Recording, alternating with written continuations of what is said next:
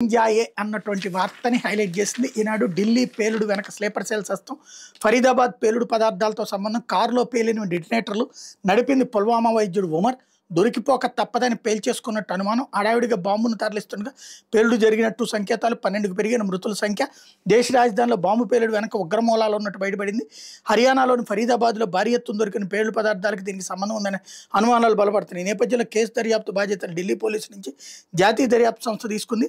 13 ఏళ్ల విరామం తర్వాత సోమవారం సాయంత్రం ఎర్రకోట మెట్రో స్టేషన్కి సమీపంలో చోటు చేసుకున్న కారు పేలుడులో 9 మంది మృతి చెందిన విషయం తెలిసిందే. విషయం పరిస్థితుల్లో ఆసుపత్రిలో చికిత్స పొందుతున్న వాళ్ళు మరో 3 మంగళవారం చనిపోవడంతో మృతుల సంఖ్య 12కి చేరింది. మృతుల్లో ఇప్పటివరకు 2 గుర్తించారు. వారిలో ఒకరు ఉత్తరప్రదేశ్కి, మరొకరు ఢిల్లీకి చెందినవారు. మిగిలిన వారి వయసు 28 నుంచి 58 ఏళ్ల మధ్య ఉంటుందని భావిస్తున్నారు. గాయపడిన 20 మందిలో 12 మంది ఢిల్లీ వాసులు. కారు నడిపిన డాక్టర్ ఉమర్ నబీ జమ్మూ కాశ్మీర్లోని పుల్వామాకు చెందినవాడిగా తేలింది.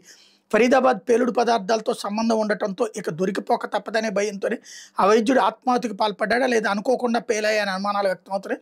ముందస్తు ప్రణాళికతో చేసింది కాదని పోలీసులు చెబుతున్నారు. పూర్తిస్థాయి బాంబును వాడితే విధ్వంసం ఇంకా తీవ్రంగా ఉండేదని, బాంబుని హడావిడిగా సిద్ధం చేసి తరలించడానికి అది పేలినట్టు ఉందని విశ్లేషిస్తున్నారు. కారులో ఉన్నది అమ్మోనియం నైట్రేట్, మరో రకం ఇంధనం అన్నటువంటిది ఐడెంటిఫై చేశారు. లేకపోతే ఇంటికో పారిశ్రామిక